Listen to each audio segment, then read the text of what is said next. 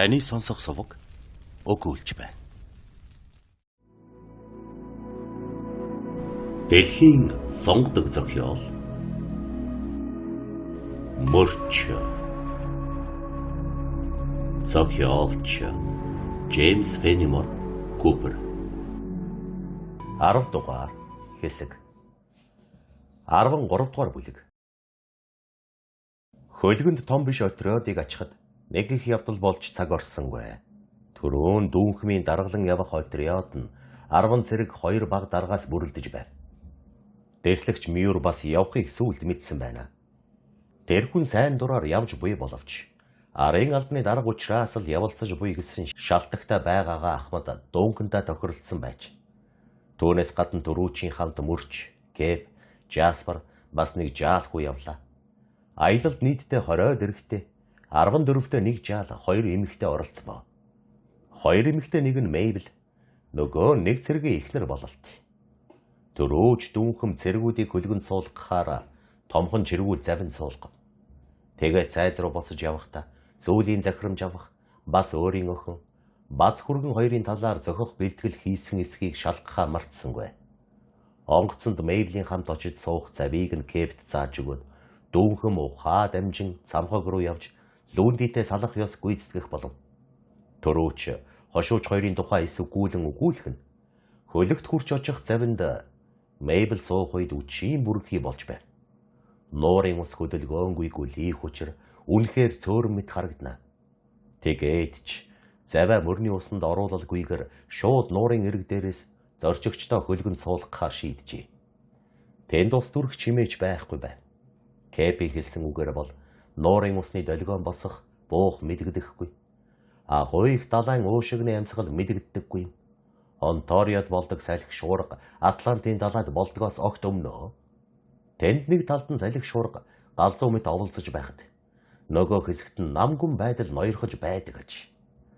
Нуурт бол тэгж байх уудам зай байхгүй учраас их нууруудад болдог салхи шуурга бусад бүх далай тэнгисийг бодох нэ эхлэх дуусах нь хурдан байдаг гэж далайчид ярилцсан.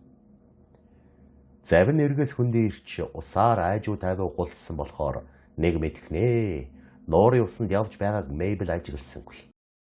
Сэлүүрчд арваатхан удаа сэлүүртгэд завь нөгөө хөлгийн хажууд очижээ. Жаспар зорчигчдоо хүлээж байсан бөгөөд цаадуулн төдгөн ирж сув. Уярын тавцан далайн төвшнгөөс дөнгөж 2-3 фут дээр байва. Мэйбл цэргийн эхнэр хоёрыг тусгай бэлдсэн өрөөнд оруулахыг Жаспар тушаал болгов. Тэр нэг их том биш хөлгийн тавцангийн доор дарга нар болон цэргийн эхнэр хүүхдийг суулгахад зориулсан 4 жижиг өрөө байв. Хамгийн дөнгүүр нь буюу хитэг талын өрөө гэдэг нь дотроо 4 ортой, бусдаа бодвол жижиг цонхтой тэрүүгээр нь нар салхи орж байдаг юм байж. Онгоцонд эмэгтэйчүүд явах бол энэ өрөөгт тэдэнд өгдөг байж. Тэгээд Мэйбл цэргийн эхнэр хоёроос өөр эмэгтэй хүн яваагүй болохоор тэр хоёртоо зайтай, тоглог сайхан болж. Төвийн өрөө арай уужин боловч дээврийн цоорхоогоор гэрэл нь орж ирнэ. Тэр өрөөнд арын албаны дарга Төрүүч, Кэп, Жаспар дөрөв оржээ. Мөрч бол эмэгтэйчүүдийн өрөөнөөс бусад хаанч өөрөө мэдэн орох хэрэгтэй байв. Баг дарга нар цэргүүд голын доош ордог шатны хажуугийн тавцан гизэлж командийнхан нь журмын дагуу хөлгийн хошуу талд байрлав. Хөлгийн даац нь 50 тонн хэртэй байсан боловч хүмүүс нь бишгүй их зайтай багтаж ачаа тийшээ авсны дараа гэхэд ч дахиад мөн төдий чинээ зорчигч суулгаж болох үс байга. Мэйбл өрөөндөө тухалж байхдаа өөрийнх нь талаар Жаспар онцгой харан халамжлан байгааг нь бодхоос баярлаж байв. Доторх ажлаа дуусгаад Мэйбл тавцан дээр гарав. Тэнд бөөн хөл хөдөлгөөнтэй байна. Цэргүүд хойш урагш гүйлдэн өөрсдийн цүнх дээшийг ийш тийш зөөж байснаа төдхөн дэг журмандаа орж нам тайван болвоо. Хөмбөр одоо золгох аюултай. Аяллаа тухай бодолд автаг, жигтэйхэн чимээ энергүй, дүнсгэрдүү байдалтай болсон байна. Өчийн хав харанхуй нөмрөн буухад эрэг дээрх юм бүдгэрэн, бөгд нэлэн хийдэ, түнэр харын болон хувирч, асар уудам гигэн тэнгэрийн доорх газар, ой тайхтаач ялгагдахгүй, нэл хар болвоо. Төдхөн энд тэндгүй од түгэн гялалзаж, тэдгээрийн илдэг зөөлөн мяралзан анивчхад сэтгэл тайвширч, Ер шүн цагийн ерөнхий шинж болсон нам тайван байдал орчныг эзлэн эхлэв. Тэр бүхэн нь үнэхээр энх тун амьсгалыг бий болгох боловч хажуугаар нь бас төгшөөрт байдлыг болгодог нь тавцсан дээр сууга Мейбелд ч мэдэгдэж байва. Дэрэгдэн мөрч сорсон зан гаараа бууга тулан загсна. Шөнийн тас харанхуйд түүний сүрлэг нүр царай уламж их бодолд автсан мэт Мейбелд санагдана. Мөрч та бол иймэрхүү аялалд анхудаа гарч байгаа биш байхаа. Гэтэл хүмүүс яагаад ийхүү бүгд дууга хурааж бодолд автсан байна уу? Над гайхмаар санагдаад. Би индиан нартай байлдаж байгаад ийм зантай болсон юм.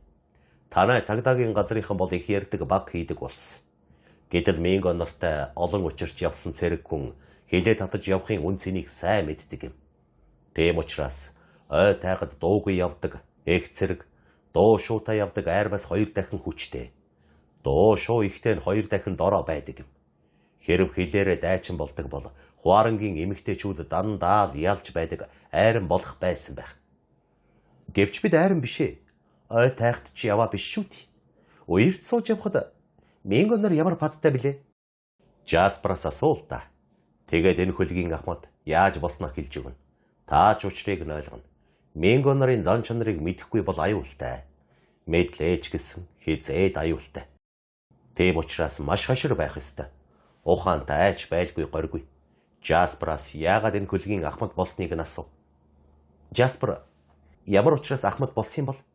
Ийм залуу хүн байж тийм тушаалд орно гэдэг аргагүй л түүний их авьяасыг харуулж байгаа хэрэггүй. Ярьж өгөөч гэж Мейбелийг асуухад залуу нөхрөө магтах бахархах завшаан гарах бүрийг үгээ барж байдаг мөрч хичнээн их баярлаж байгаа нь түүний эгэл жирийн зам байдлаас тодорхой мэдэгдэж байв. Үнэн юм үннээр байх сайхаа.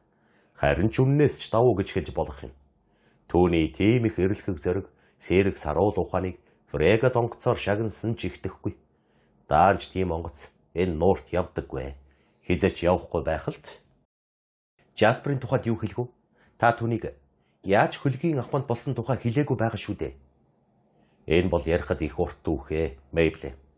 Чиний аав дөрөвч надаас илүү сайн ярьж өгч чадна. Аав чинь бүгдийг нүдээр үтс. Би бол хайгуулд гараад байсан цаг. Жаспер өөрөө юм ярихтаа олигтой биш. Чаддаггүй юм. Ходол хэлээд яах вэ?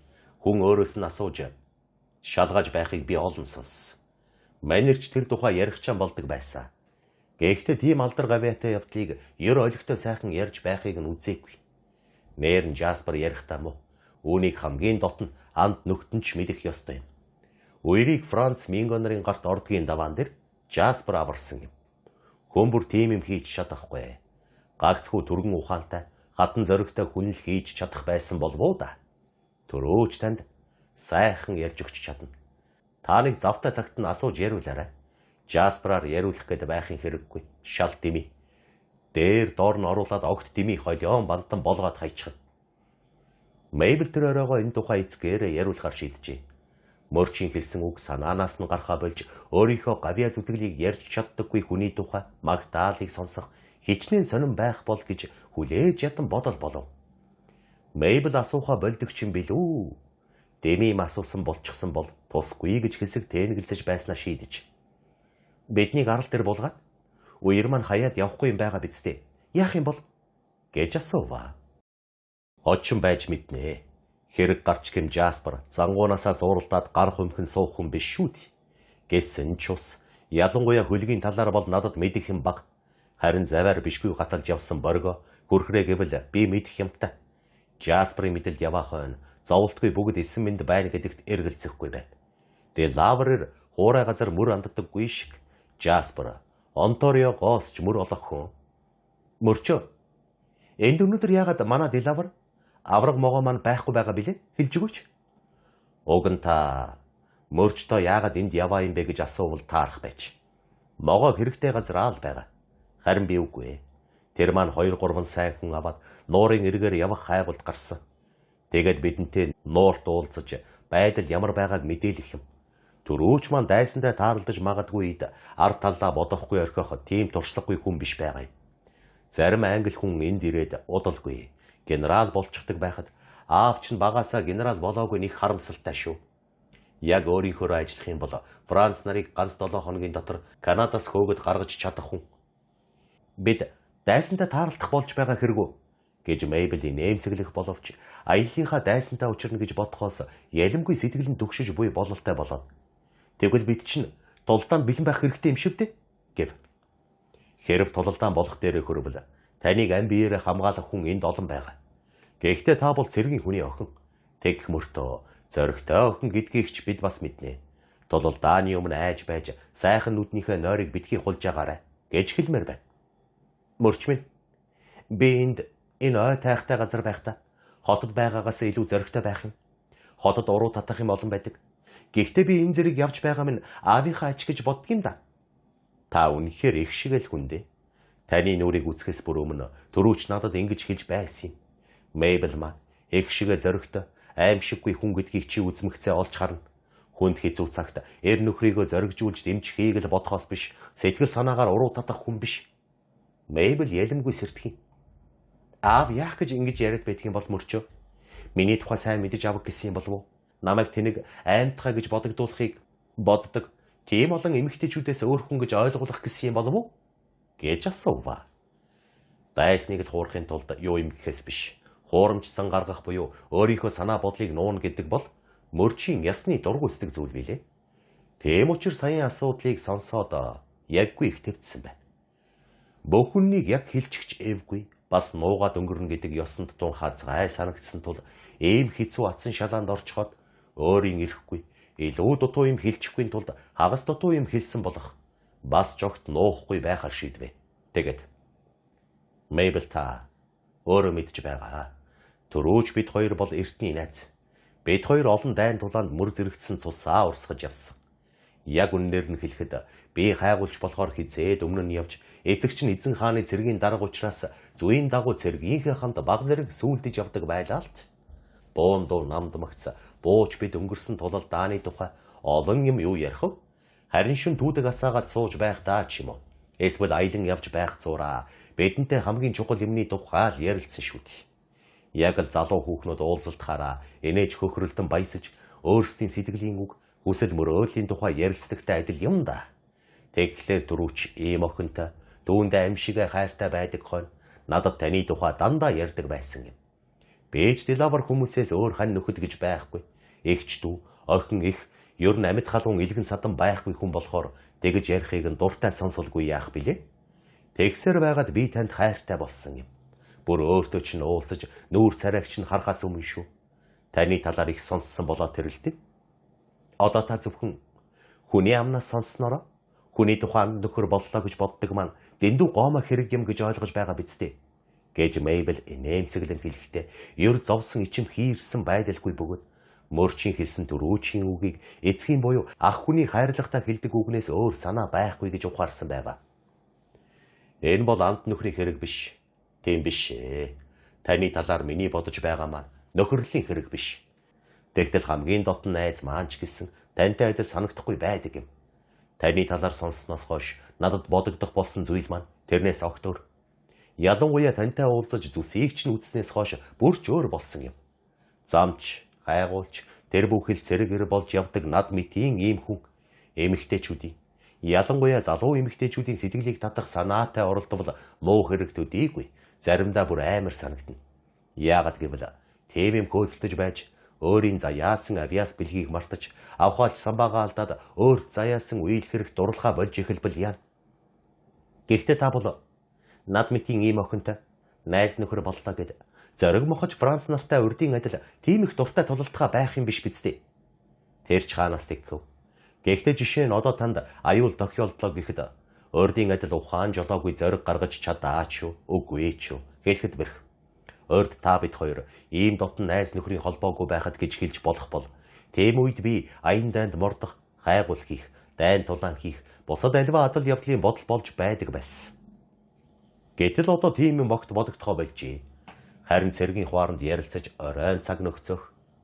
Дайсагнах, цус урсгах явдлаас огт өмнөө юм бодож залуу эмэгтэйчүүд тэдний инээн баясаж ээлдэг дуугаар ярьж хөөхөн нүүр царай, усгал дөлгөөхөн зан ашиг бодох болж ирлээ.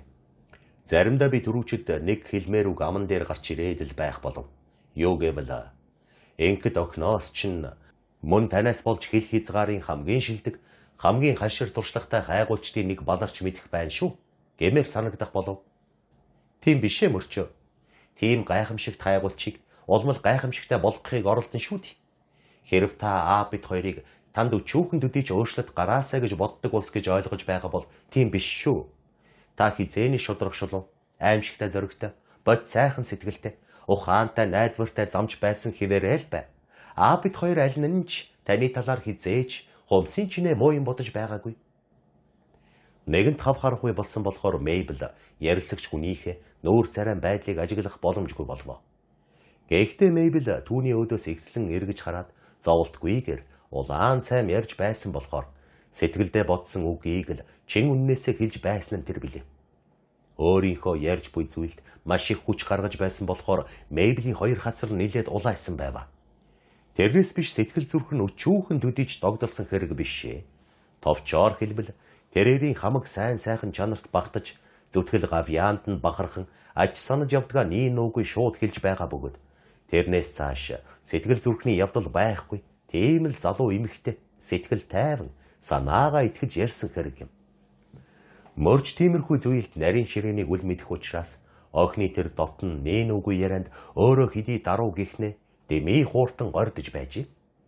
Хэлэх гэсэн үгээ хэлэхэ болий гэсэндээ ч юм уу. Хэлэх ухаанаа сайн олохгүй байсанда гол нь манер хажуу тийшхэн болж бууга тулсаар Тэнгэрийн одыг 10 минут ширтэн дуугүй загсав. Тэр хооронд цайзын самхагт хошууч луунди хоёр юм ярилцаж байсан тухай дээр цухас дурдсан билээ. Төрөөчөөс гар дуулсан рапортыг харах үед уншиж чадаагүй боловч хошууч дуунхан уг бичгийг нэг харснаа. Цэргүүдийн зүнх тээшийг шалгаж үзсэн үү гэж асуув. Бүгдийг нэг нэгэнгүй шалгасаа эрхэм хошууч. Зэр зэвсэг босод зүйлс. Бүгд бэлэнжин танаа. Одоо ч хөдөлгөд бэлэн хошууч дуунхан. Та миний өгсөн нэрсийн дагуу хүмүүсээ авсан уу дуунхэмэ? Бүгдийг тэгсэ эрхэм дарга. Манай хорооны хамгийн шилдэг хүмүүс. Төрөөчээ. Танд заавал хамгийн шилдэг хүмүүс хэрэгтэй биш шүү. Бид тийм оролдлогыг баг дарга нарын нэгийнх нь удирдлагаар 2 удаа хийсэн юм. Тэд амжилтанд хүрнэ гэж надад тангарлахаас наагур хэлж байсан боловч дандаа бүтэлгүй болж байсан юм да. Их чармаалт гаргаж баахан хөрөнгө зарчгаад төлөвлөсөн юмаа болио орхи гэлтэн биш. Хамгийн сүүлчийн удаа оролдоод үзье. Амжилт олох эсхийг мөрч та хоёр л голлож чийдэх болж байна. Хошууч дуунхан та бид хоёрт найдаж болно. Таны өгсөн даалгаврыг биелүүлэхэд бидний туршлага авхаалчсан ба бардам хүрэлцэн гэж итгэж байна. Даалгаврыг бид нэр төртөө биелүүлж чаднаа. Мөрч иймэрхүү ажилд өлхөн ханхалсан гэдгийг би мэдэж байна. Нээрэн чиргэлзэх явдал байхгүй. Үнэхээр гайхамшигтай хүн шүү дуунхан. Би ямар учиртай хүн болохыг нь мэдэлгүй ихэд дутсан юм. Харин одоо түүнийг тулж үзснээс хойш хаан эзний албан зүтгэдэг ямар ч жанжнаас дутахгүй хүндэлмээр санагддаг болоод байгаа юм. Би түүнтэй Мейблигээ суулгах бодолтой байгааг минь та сайшаана гэж би найдаж байна. Эрхэм дарга. Төрөөч минь. Үүнийг цагийн ая саяндаа харуулах байлгүй. Заримдаа нэг эмэгтэй сэтгэлийг эзэлж авах бүхэл хороо цэргийг эзэмшихээс ч хэцүү байдаг да. Гэт лунди нэмцэглэн хэлэх боловч харах үед нүүр нь хичнээн үрчиж буйг олж харах бололцоогүй байв. Таны хүргэн болох санаатай зүтгэж яваа. Арын албаны даргач бидэнтэй энд хамт яваа шүү дээ. Мэдэж байгаа биз дээ. Санаархаж байгаа хүн болгонд та өөрийн зүгээс саад хийхгүй. Охиндоо бүрэн мэдлийг олгох юм байгаа биз дээ. Түүний цол хэрэгмийг бодоод тал өгөх байсан бол таны зүгээс ганц үг хэлэхэд л хангалттай байх байсан. Эрхэм дарга минь. Баярлалаа төрөөч минь. Та бид хоёр нэг дор олон жил хамт алдхаач бие хүндэлж ирсэн. Намайг буруугаар битгий ойлгож үзээрэй. Би бол Дэви Мюрт талтай байж үзээрэй гэж байгаа юм биш. Зүгээр л энэ тулаанд чөлөөтэй оролцоосоо гэж хүсэгсэн. Хайр дурлалын хэрэгт хүн дайнд оролцоод ялах шиг өөрөө л ялах ёстой. Марцнаасаа хүнсээ зөв тооцсон байх гэж бодож байна уу? Үүнийг би өөрөө данаа. Хошууч. Ямар ч гэсэн мөрч могоо хоёр шиг ангуучтай байхад хоосон хонно гэж ярихгүй шүү дээ. Энд ч харин таарахгүй шүү. Дуунхан гэж хошууч эрсгэлээд Америк төрөөд сурахыг нь сурна гэдэг юу болохыг мэдв штэ. Жинхэнэ цэргийн хүн ханган нийлүүлэгч албаны дарга даал найдах ёстой. Ийм учраас манай хорооны дотроос энэ журмаас гажих хүн гарахыг би хүсэхгүй гэв. Хошууч дуунхан Та тушаалаа л өгвөлгүйцээ. Бусд нь санаа зовлтгүй биелэгдэнэ. Харин нэг зүйлийн тухайд бол төрөөч та шууд гэл. Нөхөртөөгөө ярилцаж байгаа гэдгээ бодоорой.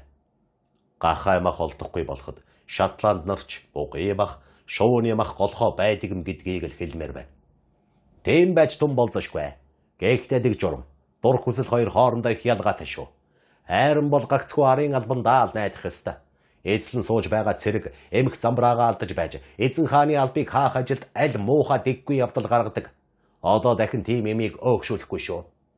Генерал Бретто хүртэл хурандаа Вашингтоны зөвлөгөөг сонсдог байсныг та андахгүй мэдж байгаа. Бас л нөгөө Вашингтоноо яриад унлаа. Та нар харь газар ирээд бие дэмжиж байгаа чинь хойвилдагчид тангараг тавьсан юм шиг л байх юм. Эрхэм түнд Америкчуудаас өөр илүү үнэнч харьяат нар байхгүй л болов уу гэж надад санагдаж байна. Хошууч ноёнтоо. Дүүнхэм энэ хэлдэг чинь харин зөв байх. Би яламгүй уурсандаа буруу юм хэлчих шиг болов. Төрөөч таныг би бусдыг эзлэн эзэмшигч цэрэг гэж үзээгүй ихтэй. Та Америкт төрсэн хүн гэл ээж танаас илүү буу эзэмшил сурсан ганц цэрэг алгал да. Хурандаа Вашингтоныг юу гэж бодож байна та? Хурандаа Вашингтонч хэрэгтэй хүн байж болно. Тийм хүн ховроо түүнд таны хүсэж байгаа шиг итгэн найдаж болох юм. Мартсан та. Тэр цэнгэг ус гэдэг Жасперийн ур чадварыг үнэхээр сайн мэдхүү. Даалгасан бүгдийг биелүүлж чаддаг байснараа өөрийн ур чадлыг ажил хэрэг дээр нотолсон залуу байгандаа ноёнтоо. Хочин Франц гэсэн байхаа. Бараг бүх насаа Францын колонд өнгөрөөсөн хойно аргагүй юмт. Франц цусны холцтой юм биш биз? Дуусалж байхгүй. Эрхэмсэг дарга минь. Жасперийн эцэг нь миний хуучин найз. Эх нь энэ колоны хүн бөгөөд их ээхэн хүндтэй гэр бүлээс гаралтай байсан юм. Яагаад тийм удаан хугацаагаар Франц нарын дунд байсан? Яагаад тийм Франц хочтой болсон юм бол? Францаар ярьдаг гэж дуулсан үнэн үү? Энд тайлбарлаж ядаад байх юмгүй ноён дарга. Манайхны нэг далайчин баг байхад нь асрамжиндаа авсан юм байл. Тэр хүн бол өнгөрсөн дайнд оролцож явсан. Усанд нугас шиг дуртай хүн байсан гэж байгаа. Манайхан Онтарио нуурт жинхэнэ бомбтгүй байгааг та өөрөө мэдж байгаа. Тэгээд 50 жилийн турш Франц нар хөлөг онгоцтой байсан. Нөгөө талын эрэгт нь Жаспер удаан хугацаанд байсан байна. Тэнд байхдаа Франц гэл сураад Индиан нар бас Канадынхан тим хоч өгчлөлт. Тэд хүнийг авиас бэлгээр нэр өгөх дуртай байдаг юм.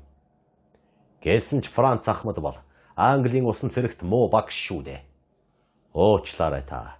Цэнгэг ус гэдэг Жаспер жинхэнэ англи далайчнаас хүмүүжил олсон юм. Эзэн хааны тугийн дор явж байсан ажил мэргэжлээ мэдэх шиг мэддэг. Тийм англи далайчны шав байхгүй юу? Ажил мэргэжлээ мэддэг Английн харьяат хүн колон нутагт төрсэн байлаа гэд муу болохгүй хошууч та мэдэж байгаа гэдэгт найдаж байна. Муу болохгүй байж мэдэх. Үнэхээр тийм байж мэдэх. Гэвч ил уулаа болохгүй шүү дээ. Жасперт үерийг командлуулахад та хинээс ч илүү хүчин чармаалт гаргаж хинээс ч илүү үнэнч чанар гаргасан л да. Хатан зоргийг нь яа. Хошууч минь. Эрхэмсэг та түүний үнэнч хэсэг талаар сэжиг төрсөн надад тун харамсалтай санагдана.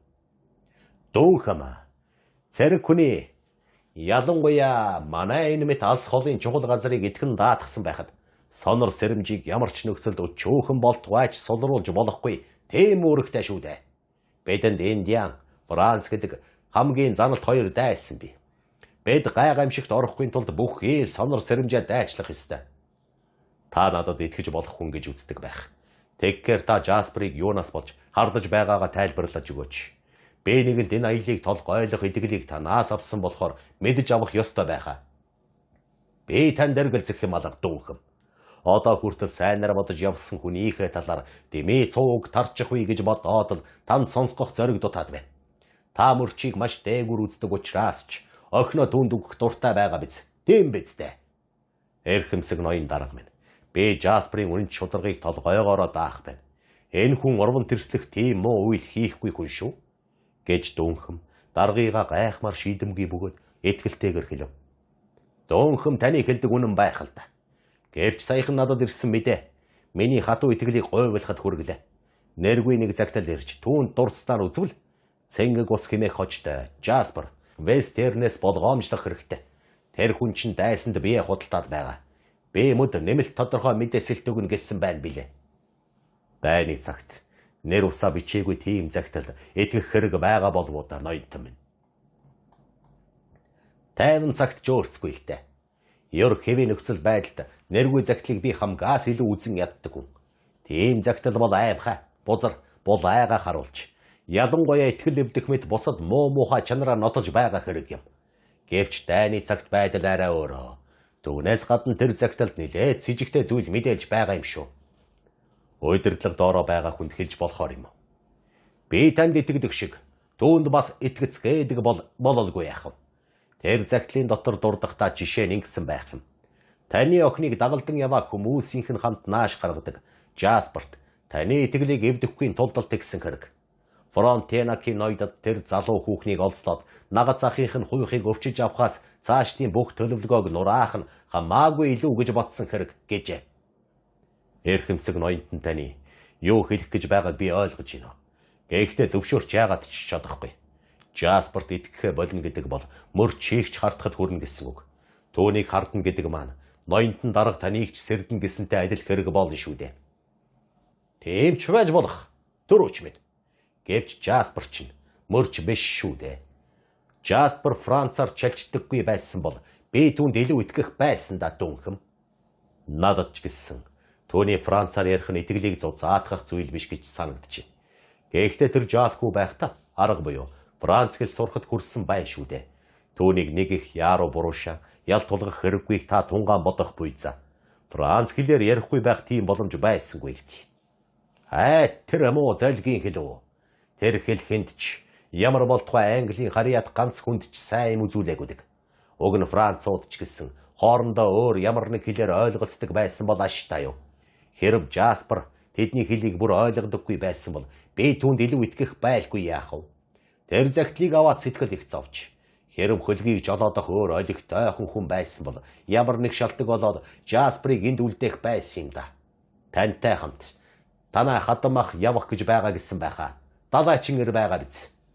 Жинхэнэ далайчин чондоо. Гэхдээ манайр цэнгэг усыг даанч тоодоггүй хүн. Тэгэхээр ийм ажилд гарна гэх номгүй. Нэр төрөө доромжилсан хэрэг болно гэж үзэх хүн байгаа юм. Түүнээс гадна манай хөлгийн зорьсон газар аваачиж яагаад ч чадахгүй гэдэгт би лавтай итгэж байна. Нэр нь тийм байж мэднэ. Манай нуурын дайр занг мэдэхгүй хүн яаж ийм хэцүү ажлыг гүйцэлдүүлж чадав гэж тий. Дүнхэм та. Урд урдынхаасаа улам илүү сонор сэрэмжтэй байх хэрэгтэй. Би танд хамгийн их эрх мэдэл олгож байна. Жасперийн гэмт урвагч ажиллагааг илрүүлбэл та дорн шийтгэх хэрэгтэй. Эзэн хааны албанд байгаа хүн болохоор шүүхэд л шилжүүлэх ёстой шүү дээ. Яг үнэ. Тэгвэл гарыг нь гавлаад онгоцонд нь суулгаад нааш ирүүлэх хэрэгтэй. Танай ах нэг тал руу аялал хийсэн болохоор буцаагаад аваад ирч чадах юм байгаа биз дээ. Хошууч дуунхан. Хэрв Жасперийн талаар таны с ижиг ул үндэстэй болдгийм бол бид чухал шаардагдах бүх ил арга хэмжээг авах болно. Гэхдээ Жаспер хамгийн их найдвартай хүн гэдгийг толгойгоороо хариуцаж чадна. Таны туйлын их итгэлтэй байгаад би баяртай байна. Энэ бол түүнд ч тустай хэрэг. Гэхдээ тэр золгийн загтлыг яах вэ? Үнэн гэж бодогдмоор бичсэн байгаа юм шүү. Босод зүйлийн талаар бичиж байгаа нь сүрхий зөв байгаа юм. Та тэр загтлыг нэргүй гэсэн байхаа. Шудраг хүн тийм юм хийсэн байвал уушлалт үүсэх нь үндэсгүй дээ. Яг үнэ дүнхэм. Нэргүй загтлыг гагцхүү үл бүтэх, тэгэх мөртөө бүр аймхаа үл бүтэх этгээдэл бичдэг. Тийм хүн юун тухай тэгж нэрээ нууж бичдэг вэ гэвэл хүний хувийн амьдралтай холбоотой юм бичих болохоор оол тэгдэг. Дайны үед бол арай ялгаатай. Тийм цагт худал мэдээ залмих хэрэглэж болно. Ноён дарга минь. Цэргийн залмих гэдэг чинь зоригтой ов. Жишээ нь бүгэж байгаад дайрах, балмагдуулан дайрах, далдлах, худал дайралт хийх, тагнсан байдал үзүүлэх энэ төртэй адил гэсэн үг. Харин жинхэнэ байлдагч хүн тийм аргаар шудраг залууг муу хэлж гүтгэхийг ордлоо гэсэн юм хизээж дуулаагүй шүү. Би бол амьдралдаа хачин хүмүүс. Хачин явдалтаа бишгүй л олон тохиолдож явсан. За төрөөч минь. Одоо би таныг саатуулахаа болох уу да. Одоо урьдчилан хаширлах юм хэлж өглөө. Ёстой нүдээ үл цавчрах мэт сонор сэрэмжтэй байгаарай гэж зөвлөхөл байна. Мёр удахгүй огцрох бодолтой байгаа бололтой. Тэгэхээр хэрв та энэ удаагийн аяллаар ихээхэн амжилт гаргавал би таныг түүний оронд болгохын тулд өөрийн бүх хийл нөлөө хэрэглэх болно. Таач тийм ажил хийх гавья зүтгэлтэй хүн шүү дээ. 20 жил алба хаахта иймэрхүү үг залхтлаа сонсож явсан төрөөч энэ үгийг сонсоод хэнэггүй байдалтайгаар Ноёнтон даргад туйлын их талархаж байгаагаа илэрхийлье. Би ямар ч цол хэрэгмтэй байсан өөрт ногдсон үргэ шадлынхаа хэрээр үнэнч биелүүлж байхыг хизээд хичээж нэр төрөө бузарлахгүйг л бодно. Бурхан Тэнгэр намайг иймэр төрүүлсэн. Ийм дээч багтаж явдаг юм. Гаубиц бууга мартаагүй биз. Жаспер бүр өглөөгөр хөлөгт очижсан ноён дарга. Мэдэлтэй байгаарай. Нэг их итгээд байх явдалгүй шүү. Энэ бүгдийн тухай мөрчөд нэн даруй яриарай. Цаадах чинь нууц сургалтыг илрүүлэхэд тус болно. Үнэн ч шулуун шудраг зантай мөрчийг өөрийгөө тагнаж байгаа гэж урвагч итгээд зүүдлэгч үгүй. Ёстой найдвартай хүн шүү дээ. Түүнийг би толгойгоороо хариуцаж алб хэрэгмээс ээж хаагцахад бэлэн байна. Түүний үнэн чийг дэндүү олон удаа мэдэж авсан болохоор сэжиглэх сэтгэл яагаад ч төрөхгүй. Дөнгөмэ. Хамгийн эвгүй сэтгэлийн дотроос итгэхээс өөр аргагүй хүндээ итгэхгүй болох шиг тийм эвгүй юм байдаггүйг би мэднэ. Буунда хэрэглэх нөөц цахиур авсан биз. Төрөө ч иймэрхүү юмд алмай загнахгүй гэдэгт итгэж лавтай болно шүү. Эрхэм дарга. За дүнхэн баяртай. Сайн яваарай. Амжилт өрөөй. Таашрамт хэлэхэд миур огцрох гэж байгаа. Танаа охин санаархаж байгаа бусад өрсөлдөгчтэй адилхан л үзээрэй. Охинтой чинь суучвал таны албан тушаал дээшлэхэд нэмэр болно. Мэйбл шиг тийм хантай болоод огцровол гойн би годсон толгой явснаас хамаагүй баясалтай байлгүй яах вэ? Тэгэхгүй бол өөртөө л хайртай байхаас өөр хүнд хайр өгч чадахгүй. Бас тэгээд Дэйви шиг тийм хачин зантай хүнд өөр юу хэрэгтэй байх билээ? Миний охин ухаалгаар шийдэн байх гэж би найдаж байна. Одоо ч гэсэн мөрчийг л илүү таарах хүн гэж үзэж байгаа юм шиг надад санагдчих. Өгөнд орохгүй байна гэдэг бол шууд бослог гаргасантай адил хүнд гэмт хэрэг гэж би үздэг ч гэсэн охиныхоо хувь заяаг өөрөөр нь шийдүүлнэ. Очих газраа хөрмөгц бүх юмаа нэгтлэн шалгаж үзээд байлдааны бүх нөөц хэрэгслийг сайтар хатааж аваарай. Нуурын ус чийг харуулна шүү. За одоо ёстой баяртай. Төрүүч минь. Тэр Жаспраас сайн болгоомжилж хэрэгтэй үед Мюрээс зөвлөгөө авч байгаарай. Сарын дараа таныг ялалт байгуулсаар эргэж ирэхийг хүлээх болно. Эрхэмсэг дарга минь баяртай. Сайн сууж байгаарай. Надад ямар нэг базаахгүй явдал тохиолдож гэхэд хошууч дүүнхэн та хуучин цэрэг минийхэ сайн нэрийг хамгаалдаг юм шүү. Дүүнхэн та намайг үнэнч нөхрийн ёсоор итгэж болно. Их сэрэмжтэй байгаарай. Арслангийн яг аманд орно гэсэн бодлыг ердөөч мартаж болохгүй. Арслангийн биш бүр хармуу санаат барын аманд ямар ч хамжаагүйгээр орж явчихж мэднэ гэж бодож яваарай. Өглөө бууныхаа захиурыг тоолж чалгаарай. За баяртай дүүнхэн. Сайн яваад саадгүй буцаж ирээрэй. Төрөөч даргынхаа сунгасан гарыг хичээнгүйгээр хүндэтгэн атгаад салах ёсыг гүйцэтгэв. Лунди жингэлэг тэрэг рүүгээ яарч дүүнхэм зайзаас гарч явлаа. Эрэг рүү бууж очиод жижиг цавинд суув. Итгэхгүй явах шиг хэцүү юм байхгүй гэж дүүнхэн Лундиг хэлдэг зүг байв. Хүний бүх сэтгэлийн дотроос энэ л нөлөөгөөрөө хамгийн хорлонтой, илэрлээрээ хамгийн өөдгүй нэж. Тийм сэтгэлийг ариун санаат хүн давж дийлэн гэдэг хамгийн хэцүү аж. Нэгэнт үл итгэх байдал үүсвэл юм бүхэн сэжигтэй санагдаж эхэлнэ. Билээхэн баримт байхгүй учраас толгойд үүссэн бодол юун дээр ч зогсно гэж байхгүй. Үргэлж тэнөөчлэн бидрэх мэт болно. Нэгэнт үл итгэх бодол үүссэн бол ямар сэжиг төрүүлж тэр нь юунд хүрэхийг мэдэх аргагүй. Үл итгэх болсон юм альва сэжиг амархан үнэд орж эхэлнэ. Урд ямар ч гимхалгүй санагдаж байсан зүйл үл итгэх түгш үр сэтгэлийн эрхшээлэр нүгэл гмийн өнгөтэй болж эхэлнэ. Айж сэжиглэх сэтгэлийн нөлөөгөөр ямар ч үг, ямар ч явдал гажуу ташаа ойлгогдох болно. Ийм явдал эгэл амьдралд үнэн тийм болдог бол цэрэгдэн улс төрийн явдалд үрж хоёр дахин үнэн тийм байдалтай болдог нь аргагүй юм. Яагаад гэхэд төрийн зүтгэлтний ухаан тийм нарийн ялган салгаж бодох чадвараа алдсан байдаг юм. Тийм ч учраас дөрүүч дүүнхэм даргатайгаа салах ёс гүйцэтгсэн хойно түүнээс авсан захиасыг мартсан гэж бодох хэрэггүй юм шүү. Дүүнхэм Жасперыг хизээд маш өндөрөөр үнэлэх боловч одоо сэжиглэн муу санаа хэмлэх болж Ахмадад итгэх албан ажлынхаа үүрэг хоёрын хооронд баахан гуйван дайвж эхэлжээ.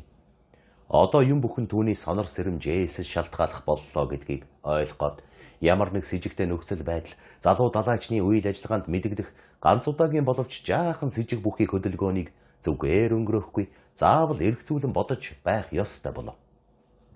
Ийм учраас түрүүч одоо юм бүхнийг өөр нүдээр харах болж дадал болсон заншил, салшгүй шингэсэн санаа бодол хүмүүжлийн үр дүнд буй болсон бүх хийл хаширлан хянам гайл гаргаа хэрэглэхээр шийджээ. Хөлөг хөдлөхөд ганц хүн эрхийг хүлээж байсан болохоор Төрүүчийн суусан зав эргэс хөндөрч байгаа кармагц. Уйлын зангууг өргөв. Хөлөг хошуу талаараа зүүн эргийг чиглэв.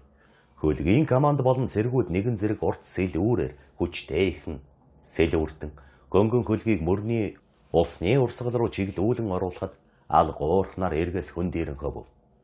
Салхи гараагүй хэвээр харин ч нар шингийн өмнөхөн нуурын зүгээс үлээмээр янзтай байсан сэвшээ салхины шинжж алга болох шиг болжээ. Хөлгийн дээр ер бишийн намгүй. Юу болж төгсөх нь үл мэдэгдэх, үйл явдлууд тэр харанхуй шүн цовролтон тохиолдно гэж бүгд бодож буй мэт бай. Үүргээ ухамсарлах цаг орой болсон.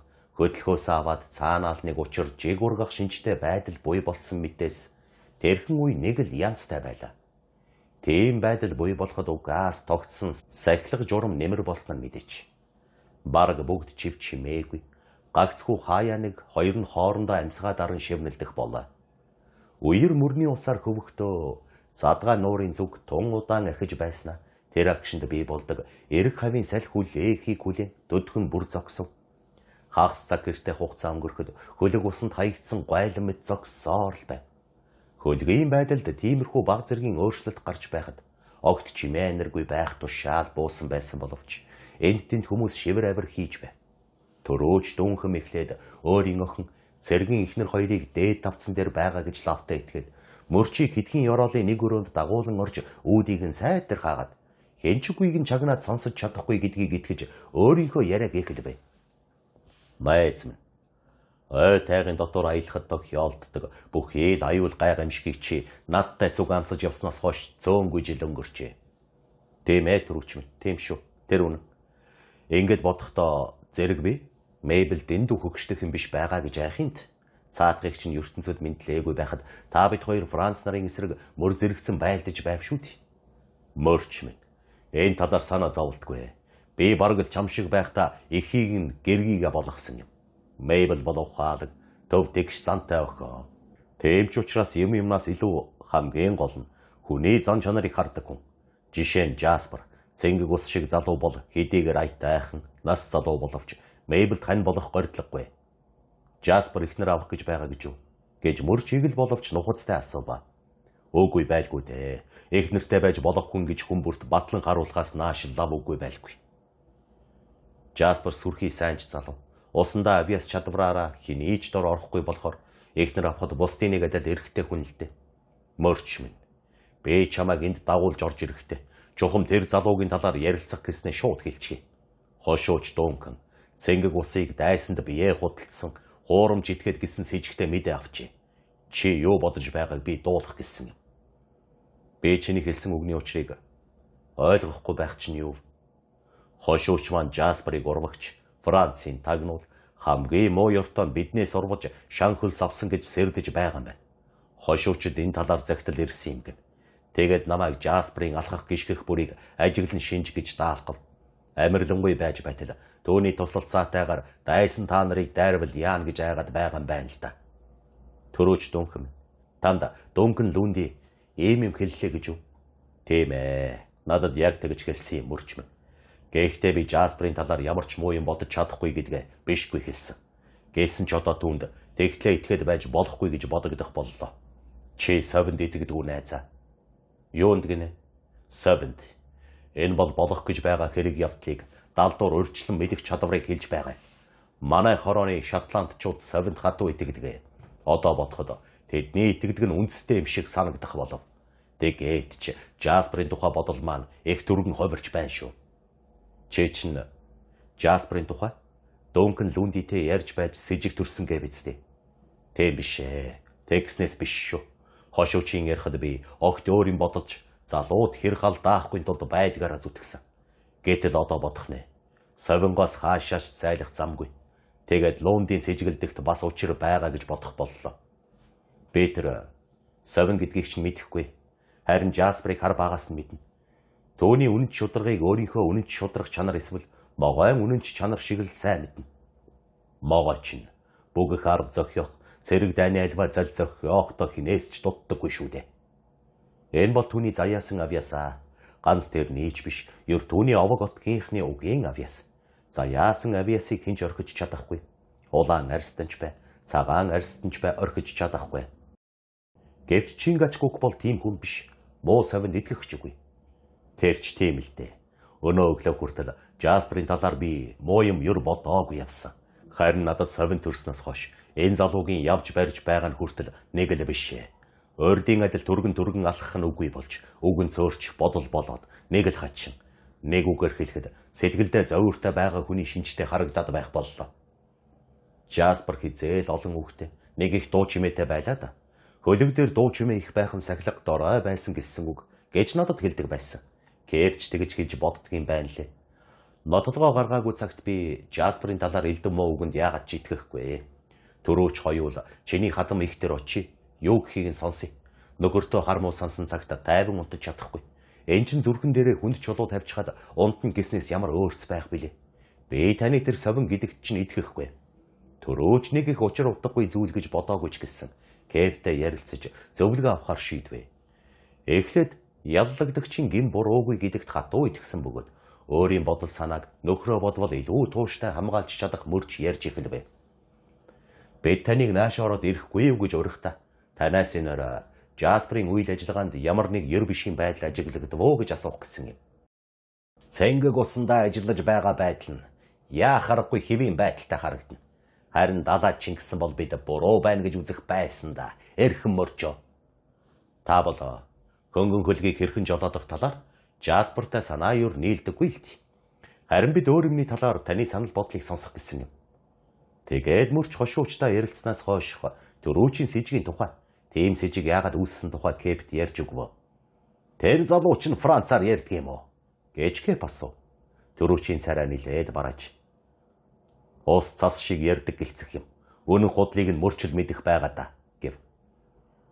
Би тиймгүй гэж хэлэхгүй. Тэгэж ярьцгаагаад байгаа юм гэж цомч хэлээд. Гэхдээ хэл мэддгээр нь Жасперыг байтугай Мисигагва одгийн индиануудыг ч гэмтэтгээд гэж хэлж болохгүй шүү дээ. Би ч гэсэн Мингонорт баригдаж тэр золигуудын хэлийг мэддэг болчихсон. Тэглээгээд намайг тэдний нөхөр гэж хэлэхгүй шүү дээ. Харин индиан нарын ёсонд би тэдний дайсан байх ёсгүй юм шүү. Гэхдээ Христосын мөргөлтний хувьд би тэдний дайсан л та. Энэ бүгд үнэ мөрчмөн. Жаспер Франц хэлийг тэдэнд баригдаад байхдаа сурсан биш шүү дээ. Тэр хэлийг хүүхэд байхасаа сурсан байна.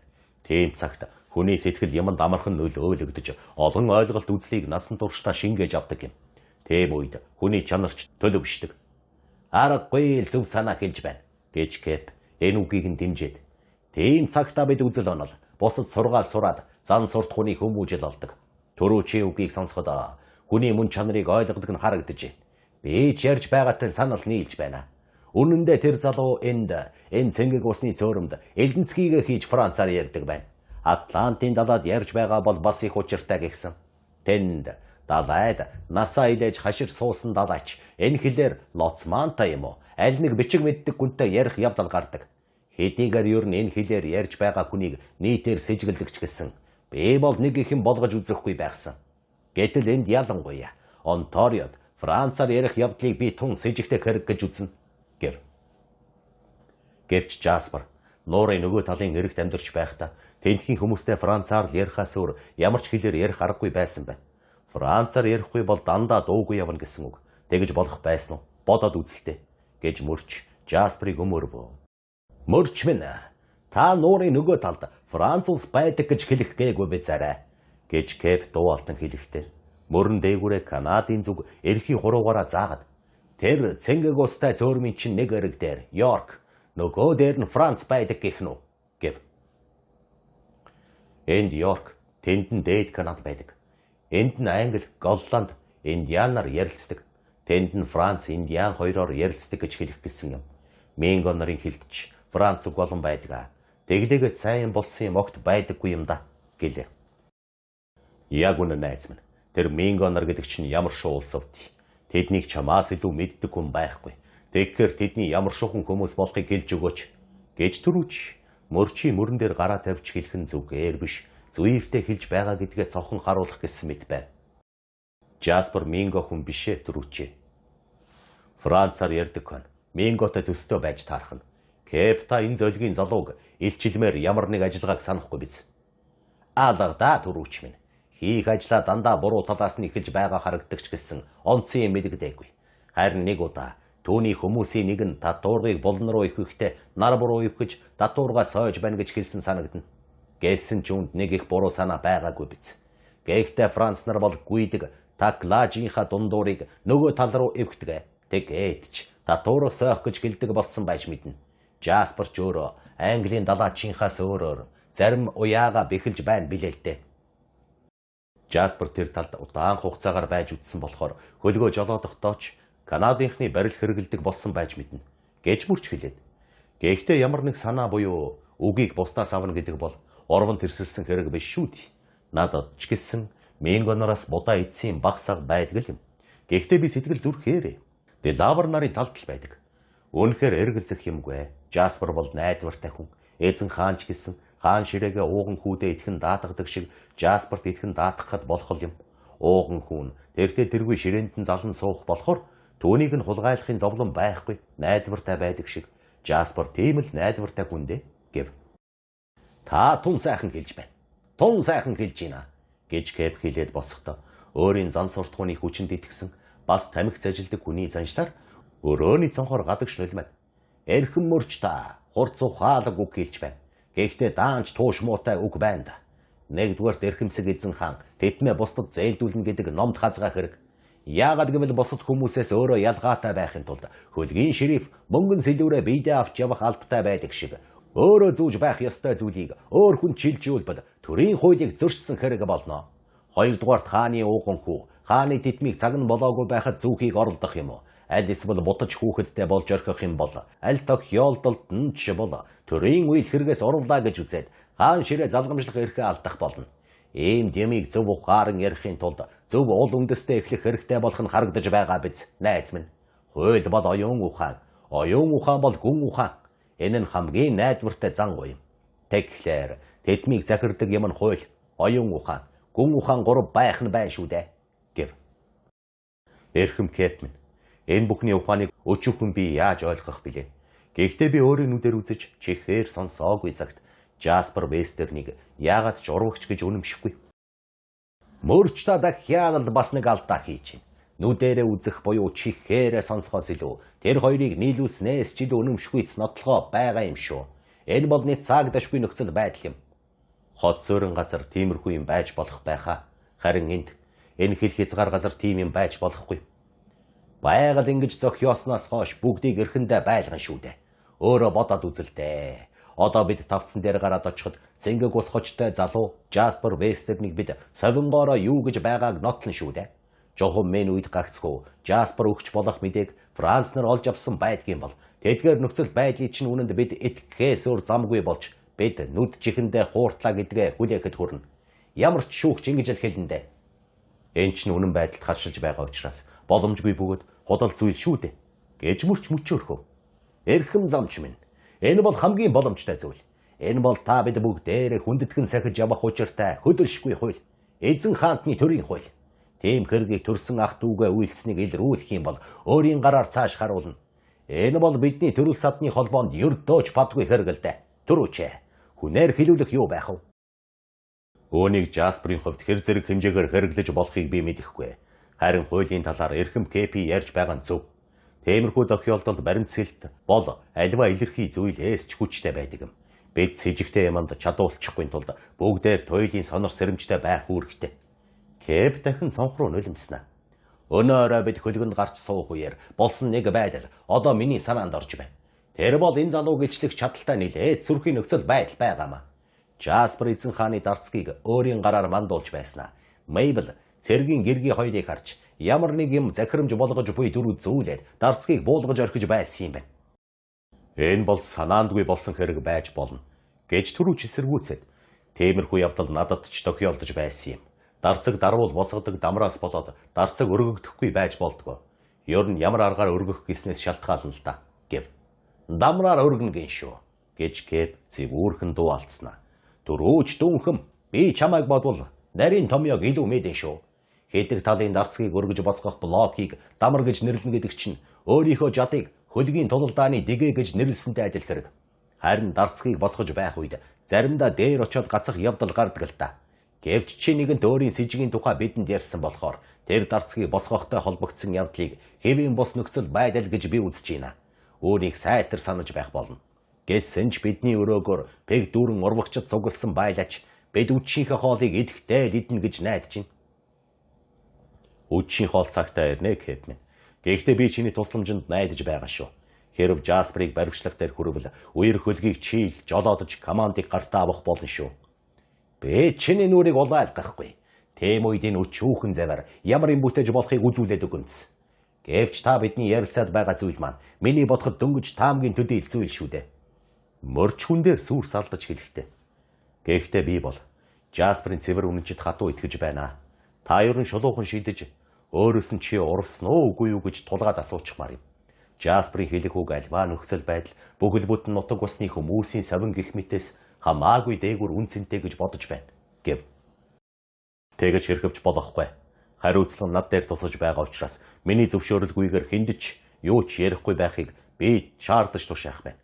Бид бүгдээр сонор сэрэмжтэй ажиглаж бүх ил нөхцөл байдлыг анзаарч байх хэрэгтэй болоод байна. Яг үнэн. Нөхцөл байдал бол гол зүйл. Ганц нөхцөл байдал 100 баримтаас ч дутахгүй үнцэнтэй. Төрийн хууль ийм байдаг. Нөхцөл байдлын үндсэн дээр дүүжлүүлсэн хүнч цөөнгүйг би бас мэднэ гэж Кэп хэллээ. Яриа ингэсгийгээ дуусаж тэр гурав төдхөн тавцсан руугаа буцаж очив. Сэжиглэгдсэн Жасперын хөдөлж гიშгэх бүрийг тэр гурав өөр өөрсдийнхөө сурсан зам байдлын дагуу ажиглах байдалтай боллоо.